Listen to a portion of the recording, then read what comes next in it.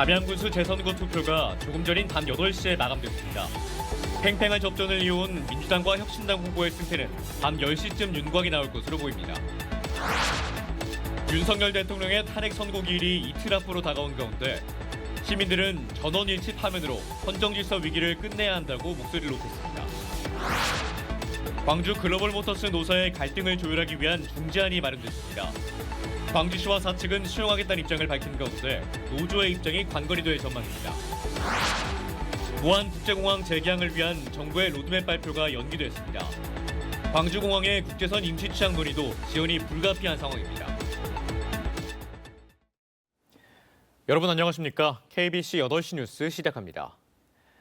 민주당과 조국혁신당이 맞붙은 담양군수 재선거 투표가 조금 전인 저녁 8시에 마무리됐습니다. 이제 곧 개표 작업이 본격적으로 진행될 예정인데요. 치열한 접전이 예상되는 담양군수 재선거 개표소로 가보겠습니다. 네, 조경원 기자, 지금 개표가 잘 진행되고 있습니까? 담양군수 재선거 개표소가 마련된 담양종합체육관에 나와 있습니다. 조금 전 저녁 8시 투표가 모두 마무리되면서 이곳 개표소로 투표함들이 속속 도착하고 있습니다. 제 뒤로는 개표 사무원 120여 명이 투표함을 열고 투표지를 일일이 확인하는 모습도 보입니다. 담양군수를 새로 뽑는 오늘 선거는 18개 투표소에서 진행됐습니다. 사전투표 기간 투표율은 37.9%로 전국에서 가장 높았는데 최종 투표율은 저녁 8시 기준 61.8%로 잠정 집계됐습니다. 이는 2022년 지방선거 당시 최종 투표율 63.8%보다는 다소 낮은 수치입니다. 특히 이번 선거는 지난해 10월 영광 곡성 선거에 이어 다시 한번 더불어민주당과 조국혁신당의 각축전이 벌어지면서 선거 열기가 뜨거웠습니다. 이번 선거 결과가 내년 지방선거, 특히 호남 지역 선거 지형에 큰 영향을 줄 수 있기 때문입니다. 여론조사에서도 두 후보가 초접전 양상을 보이면서 선거 기간 양당 지도부가 총출동해 지지층 결집에 힘을 쏟았습니다. 담양군수 당선인 윤곽은 밤 10시쯤 나올 것으로 전망됩니다. 선관위는 자정 무렵 개표와 당선증 교부 등 선거 절차를 모두 마무리한다는 계획입니다. 재선거로 치러졌기 때문에 당선인은 당선과 동시에 곧바로 군수직을 수행하게 되며 민선 8기 잔여 임기인 내년 6월까지 군정을 이끕니다. 지금까지 담양종합체육관에서 KBC 조경원입니다. 네, 12.3 비상계엄 이후 넉 달을 꽉 채운 오는 4일 윤석열 대통령 탄핵 심판 선고가 내려집니다. 시민들은 전원일치 파면 선고로 헌정 위기를 끝내고 민주공화국의 새로운 출발을 선언해야 한다고 목소리를 높였습니다. 신대희 기자가 보도합니다. 헌법재판소는 윤석열을 탄핵하라! 전남대학교 교수 301명이 시국선언을 통해 윤석열 대통령 파면을 촉구했습니다. 교수들은 탄핵소추 사유 하나하나가 파면하고도 남을 중대한 헌정 파괴 행위라고 강조했습니다. 무장한 계엄군이 국회에 계엄 해제 요구한 결의를 막으려 했고 윤 대통령 스스로 계엄군을 선거관리위원회에 보내라고 자백한 만큼 내란이 명백하다는 겁니다. 군대를 동원한 헌정질서 파괴 행위에 준엄한 심판을 내리지 못하는 헌법재판소라면 존재할 이유가 없다. 민주주의를 짓눌러 권력을 강화하려고 한 윤 대통령에게 면죄부를 줘선 안 된다는 겁니다. 선고를 지연해 국가적 혼란을 키운 헌법재판소를 비판하는 목소리도 나왔습니다. 탄핵될 수밖에 없는 여러 가지 자명한 증거들이 있고요. 이렇게 길어질 수 있는가 하는 것은 결국 정의롭지 않은 과정이 지금 지나고 있다는 것이거든요. 광역기초의원들의 삭발투쟁도 이어졌습니다. 전남도의원들과 정교조 전남지부도 입장문을 내고 어떤 권력자도 헌법 위에 설 수 없다는 헌정질서의 원칙을 명확히 하라고 요구했습니다. 독재 시대로의 퇴행을 걱정하지 않고 내란을 평화적으로 극복하는 길은 탄핵안 인용뿐이라고 말했습니다. 만장일치 파면만이 내란 속의 윤석열과 그 일당을 심판하는 시작이며 민생, 경제, 애교, 안보를 안정시키는 유일한 지름길이다. 시민들은 헌법재판소가 헌법의 최후 보루라는 본분을 지키기 위해선 재판관 전원일치 의견으로 대통령 윤석열을 파면해야 한다고 촉구했습니다. KBC 신대입니다. 호남 KTX 개통 후 21년 동안 광주 송정역 이용객은 14배 이상 늘었습니다. 한국철도공사 광주본부에 따르면 개통 첫 해인 2004년 광주 송정역에서 기차를 타고 내리는 사람은 하루 평균 953명이었지만 현재 하루 13,809명으로 개통 초기보다 14배 이상 늘었습니다. 반면 개통 초기 하루 30회였던 운행 횟수는 현재 48회로 1.6배 늘어나는 데 그쳤습니다. KTX를 이용하는 지역민들의 불만이 높아지자 지역 정치권과 지자체, 경제계 등에서는 KTX 증편 등을 촉구하고 있습니다. 광주 글로벌모터스 노사관계를 중재하기 위해 출범한 조정중재특위가 2달여 만에 중재안을 내놨습니다. GGM 사측과 광주시는 이를 받아들이겠다고 했지만 법적 구속력은 없다 보니 노조 입장에 따라 중재안 실현 여부가 결정될 것으로 보입니다. 고우리 기자입니다. 지난해 말 GGM에선 인단협 교섭이 결렬된 이후 부분 파업이 반복됐고 고소 고발전까지 이어졌습니다. 극한으로 치닫는 GGM 노사 갈등을 봉합하기 위해 조정중재특위가 9차례 회의 끝에 중재안을 내놓았습니다. 노조에겐 35만 대 달성 시까지 파업 유보, 노사 상생 협의의 역할 존중을, 경영진에겐 노조 사무실 제공과 조합비 일괄 공제 도입, 단체 교섭 시 근로시간 8시간 면제 등을 권고했습니다. 다만 권고안일 뿐 법적 구속력은 없어 노사가 이를 받아들이지 않는다면 갈등은 계속될 수밖에 없습니다. 노측과 사측이 서로 합의가 되었음을 전제로 이 안을 마련한 것은 아닙니다. 저희들이 노측과 사측의 의견을 충분히 들어보고 이 정도 선에서는 우리가 충분히 제시할 수 있는 안이라고 판단하는 범위 내에서 조정 중재안을 제시했고 GGM 경영진은 중재안을 수용하겠다는 입장입니다. GGM은 노사상생발전협정서 취지와 맞지 않은 내용이 일부 있어 부담은 되지만 노사민정협의회가 심사숙고한 끝에 제시한 안이기 때문에 존중하겠다고 밝혔습니다. 노조는 내부 회의를 거쳐 내일 중재안 수용 여부를 밝히기로 했습니다. 특위는 광주시를 향해서도 주거 복지비 등 사회적 임금 보전 약속을 적극적으로 지키라고 권고했고 광주시는 이를 받아들였습니다. 우리는 자동차에 대한 통상 압박이 있기 때문에 더욱더 상생형 모델과 미래 자율주행차 모델로 나아가야 생존할 수 있을 거라고 생각합니다. 캐스퍼 일렉트릭 수출로 전환점을 맞은 GGM이 중재안을 통해 갈등을 봉합할 수 있을지 주목됩니다. KBC 고울입니다. 오랜 경기 침체로 어려움을 겪고 있는 골목형 상점가 상인들이 골목형 상점가에 대한 지원과 규제 완화를 요구했습니다.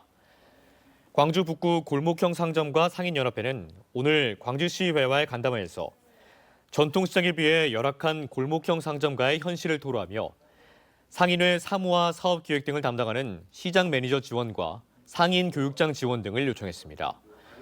또 복합 쇼핑몰 신설로 예상되는 소상공인 피해에 대해 대책을 마련하고 골목형 상점가의 주차 문제를 해결해달라고 촉구했습니다. 네, 지난달 발표될 예정이었던 무안국제공항 운항 재개 로드맵 발표가 연기됐습니다. 무안공항의 재개항은 물론 로드맵 발표 이후 추진하려 했던 광주공항의 국제선 임시 취항 논의도 지연될 수밖에 없는 처지가 됐습니다. 정경원 기자입니다. 12.29 제주항공 여객기 참사 이후 멈춰선 무안국제공항. 언제쯤 다시 항공기가 뜰 수 있을지 여전히 가늠하기 어렵습니다. 지난달 예정됐던 국토부의 무안공항 운항 재개 로드맵 발표가 미뤄졌기 때문입니다. 국토교통부는 공항 재개항 시기를 비롯해 내부적으로 검토할 사항들이 남아있다며 운항 재개 로드맵을 언제 발표할 수 있을지조차 정해지지 않았다고 설명했습니다. 사정이 이렇다 보니 무안공항 운항 재개 로드맵 발표를 보고 본격 추진하기로 한 광주공항 국제선 임시 취항 논의도 함께 멈춰선 상태입니다. 로드맵을 보고 그게 우리 시민들이 보시기에 안전하고 또 안심한 공항인지 판단을 한번 해보겠습니다. 그리고 나서 계획서를 제출하는 단계인데요. 그거를 이제 추진하겠습니다. 이러는 사이 오는 10월 25일까지의 항공 스케줄인 항공사 하계 정기 항공편이 확정됐습니다. 무안국제공항이 빠졌는데도 전국 공항의 국제선 운항 횟수는 지난해 하계보다 5.6% 증가했습니다. 무안공항의 경우 항공 운항 재개 일정에 맞춰 항공사가 운항 신청하면 안전성 등을 검토해 운항을 지원한다는 입장이지만 지금으로선 불가능해 보입니다. 제주항공 참사 이후 시간이 흐르면서 지역민들의 항공 수요는 점차 회복되고 있지만 무안국제공항의 재개항 시기는 여전히 정해지지 않아 지역 여행업계의 어려움은 가중되고 있습니다. KBC 정경원입니다. 올해 9월 광주에서 열리는 세계 양궁선수권대회 결승전이 엿새간 진행됩니다. 2025 현대 세계 양궁선수권대회 조직위원회는 대회 결승전을 9월 7일부터 12일까지 엿새에 걸쳐 금남로 518 민주광장에서 치른다고 밝혔습니다. 세계 양궁선수권대회는 결승전을 통상 사흘 동안 진행했지만 이번 대회에서는 1931년 대회 창설 이후 처음으로 엿새 일정으로 확대했습니다. 태양광으로 햇빛연금 혜택을 누리고 있는 신안군 주민들이 바람연금은 물론 해상풍력 군민펀드 수익까지 바라보고 있습니다. 신안군민과 해상풍력의 발전 수익을 공유하기 위한 해상풍력 군민펀드가 연내 출시될 것으로 보입니다. 고익수 기자가 보도합니다. 바닷바람이 강해 해상풍력 발전에 최적지라는 신안군 자안면. 해안가에 육상풍력 발전기 20기가 들어섰고 민간 투자로는 처음으로 해상풍력 발전기 10기가 최근 설치돼 시험 운전에 들어갔습니다. 지금은 96메가와트에 불과하지만 계획상으로는 서해안을 따라 8.2기가와트의 해상풍력 발전이 들어설 예정입니다. 해상풍력 발전이 가시화되면서 신안군이 햇빛연금 혜택을 받고 있는 국민들에게 바람연금을 넘어 국민펀드 조성을 추진하고 있습니다. 금리 부담이 큰 금융권 PF 대출을 줄이면서 해상풍력 발전을 통해 얻어지는 수익을 국민들과 공유하자는 것입니다. 태양광과 육상풍력 관련 펀드는 다른 지역에서 출시돼 운용되고 있지만 해상풍력 펀드는 신안군이 처음입니다. 전 국민들을 대상으로 한 펀드 규모는 1,000억 원. 오는 2027년까지 도초면 우이도 해상에 들어서는 390메가와트급 해상풍력 발전 사업을 대상으로 하고 있습니다. 13% 고정 수익률인 국민펀드는 공사 진행 상황에 따라 3단계로 조성되며 안전성 담보를 위해 선순위 채권이 설정됩니다. 만기는 20년이고요. 주민들의 이 투자에 대해서 안전하게 관리될 수 있도록 금리 구조를 만들었습니다. 선순위 채권이라는 게 제일 중요합니다. 신안군은 국민펀드 연내 출시에 맞춰 관련 조례 제정과 함께 국민 설명회 개최 등 본격적인 준비에 나섰습니다. 하반기 정도에는 사업 설명회를 이제 전 국민 대상으로 사업 설명회를 가질 계획이고 PF가 시작된 시점에 이제 정식적으로 펀드 모집을 할 계획으로 있습니다. 해상풍력에 대한 주민 수용성을 높이면서 인구 유입 효과가 기대되는 해상풍력 국민펀드. 인구 감소로 소멸시대를 맞고 있는 지자체의 새로운 생존 모델이 될 것으로 보입니다. KBC 고익수입니다. 경찰이 지인이 운영하는 기업의 법인카드를 사용한 임밀한 광주시 의원을 정치자금법 위반 혐의로 송치했습니다. 전남경찰청 반부패 경제범죄수사 1대는 보성군 어업회사의 법인카드를 건네받아 1,400여만 원을 사용한 임 의원을 검찰에 넘겼다고 오늘 밝혔습니다. 임 의원은 어업법인 측에 토지 매입비 명목으로 5천만 원을 빌려주고 돌려받지 못해 채무 변제용으로 법인카드를 썼다며 혐의를 부인하고 있습니다. 나주의 한 야산에서 불이 나 임야 0.1헥타르가 탔습니다. 오늘 낮 1시쯤 나주시 동강면의 한 야산에서 불이 나 임야 0.1헥타르를 태우고 산림당국에 의해 40분 만에 진화됐습니다. 산림당국은 등산객이 버린 담배꽁초로 불이 난 것으로 추정하고 정확한 화재 원인을 조사하고 있습니다. 주택 해체 공사를 하다 추락한 60대 작업자가 병원 치료 도중 숨져 경찰과 노동당국이 수사에 나섰습니다. 광주경찰과 광주노동청은 지난달 23일 견본주택 해체 공사장에서 구조물 철거 중 1.2m 아래로 떨어진 A씨가 병원 치료 일주일 만에 숨져 안전관리 소홀 여부를 조사하고 있습니다. 노동당국은 현장관리 책임자의 업무상 과실이나 중대재해처벌법 위반 여부를 밝힐 계획입니다. SNS를 통해 알게 된 남녀가 함께 마약을 하다 경찰에 붙잡혔습니다. 광주 북부경찰서는 지난달 31일 오전 11시쯤 북구 중흥동의 한 숙박업소에서 필로폰 0.5g을 투약한 혐의로 20대 남성과 여성에 대해 구속영장을 신청했다고 밝혔습니다. 조사 결과 남성은 사회관계망 서비스에 마약을 하자는 취지의 글을 올렸고 여성이 이에 호응하면서 함께 범행한 것으로 드러났습니다. 철을 소재로 개성적인 작품 세계를 선보이는 노정석 작가의 개인전이 서울 인사동 지엔제 갤러리에서 막을 올렸습니다.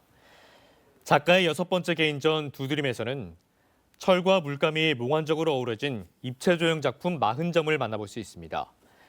작가의 꿈과 상상의 세계를 표현한 이번 전시는 오는 8일까지 이어집니다.